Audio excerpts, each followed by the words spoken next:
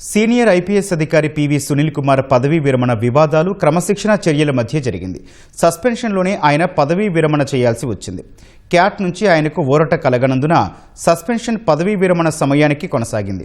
ఆయనపై Raghuramakrishnaraju custodial torture case, సిఐడిలో నిధుల దుర్వినియోగం కేసు, అవినీతి ఆరోపణల కేసులు నడుస్తున్నాయి. ఇవి కాకుండా అనుమతి లేకుండా విదేశీ పర్యటన ప్రణాళికలను ఉల్లంఘించడం వంటి ఆరోపణలపైన ఆయన విచారణను ఎదుర్కొంటున్నారు. సునీల్ కుమార్పై విజయవాడ, హైదరాబాద్ కోర్టుల్లో గృహహింస, భరణం వంటి పలు కేసులు నమోదయ్యాయి. ఆయనపై పెండింగ్లో ఉన్న విచారణల వల్ల పదవీ విరమణ తర్వాత అందాల్సిన పెన్షన్, ఇతర ప్రయోజనాలను నియంత్రించనున్నట్లు ప్రభుత్వం తన ఉత్తర్వుల్లో పేర్కొంది. పివి సునీల్ కుమార్ భార్య పి అరుణ ప్రభుత్వానికి ఒక కీలక విన్నపం చేశారు. తమకు వివాహమై 22 ఏళ్లు గడుస్తున్నా గత 10 ఏళ్లుగా తన భర్త తనను పూర్తిగా నిర్లక్ష్యం చేశారని, 2016 నుంచి ఎలాంటి ఆర్థిక సహాయం అందించడం లేదని ఆమె ఆవేదన వ్యక్తం చేశారు. తన సమ్మతి లేకుండా తన న్యాయపరమైన బకాయిలు చెల్లించకుండా ఆయనకు రావాల్సిన పదవీ విరమణ ప్రయోజనాలను విడుదల చేయవద్దని ప్రభుత్వ ప్రధాన కార్యదర్శిని, డీజీపీని కోరారు.